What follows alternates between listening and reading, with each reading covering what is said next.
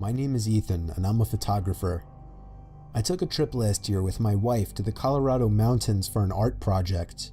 My wife is also an avid skier, so she talked me into adding skiing into the trip. We had the option to book a room at a ski resort or rent out a private log cabin.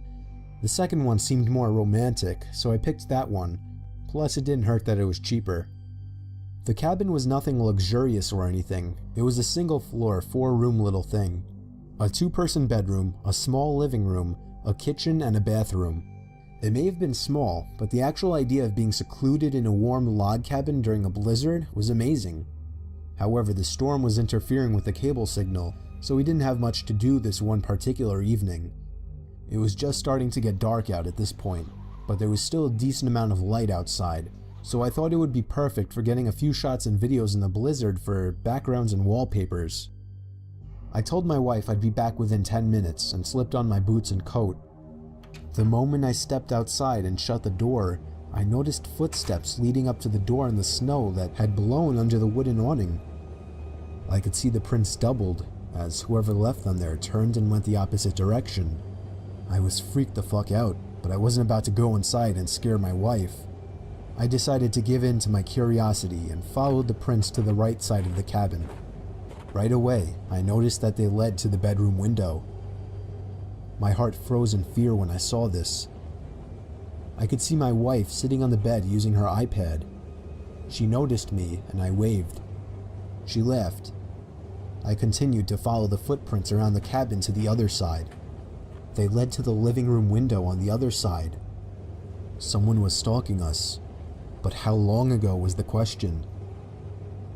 I found myself standing there for a good minute asking myself if I should follow the footprints anymore. For whatever reason, I decided I would. They were now leading away from the cabin.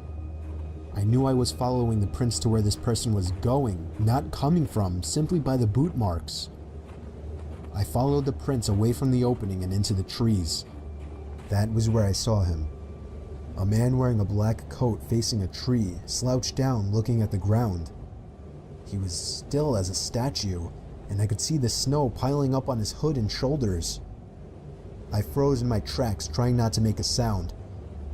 I would have thought to ask him if he needed help otherwise, but this guy was just standing there not doing anything, like some kind of deranged freak. I started to gradually move backwards without even turning around, making sure this man didn't turn around or notice me. When I got at a visual distance, I turned around and stomped through the snow back to the cabin. When I slammed the door shut, my wife came over to see what was wrong. I saw worry in her eyes. I guess she saw the worry in mine. She knew I saw something, and after a few minutes of harassment, I finally told her what I saw. She immediately started packing her things, telling me we're leaving right away. I told her no, we're not going anywhere. I would not get a refund for leaving early, and I wasn't about to up and leave just because some weird guy was walking around outside. She made a point of locking both locks on the door and making sure all of the windows were sealed shut. For the rest of the night, we read stuff on our iPads. I reviewed the pictures and videos I had taken so far. We turned out the lights early as there wasn't much else to do. What if he's still out there? I remember my wife asking me. There's no way he's still out there, I then assured her. Listening to the wind blowing outside, along with the small flakes of snow hitting the windows, was strangely relaxing, and I knew I'd be able to fall asleep quickly. Except if it wasn't for the knock at the bedroom window. We were both still awake, and we both knew it was a knock from a person. I ushered my wife out of bed and out into the living room without turning on any lights. There was nothing to use as a weapon whatsoever.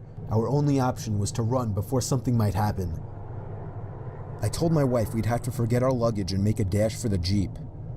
We slipped on our boots and coats in the dark in a matter of seconds, and when we heard a knock at the living room window from the opposite side of our car, we took that opportunity to run. I pressed the unlock button, so grateful I chose to have remote locks on my Wrangler, and we hopped in. The car started with ease, and as soon as the headlights flashed on, the man was standing facing the log cabin on our side now. Not a window, just facing the wall of the cabin in the same position I had seen him in earlier, as if he were hiding his face. We drove to the nearby ski resort without much trouble in the Jeep. We stayed there for the night and went back the next day to the log cabin to collect our things we left behind. He wasn't there.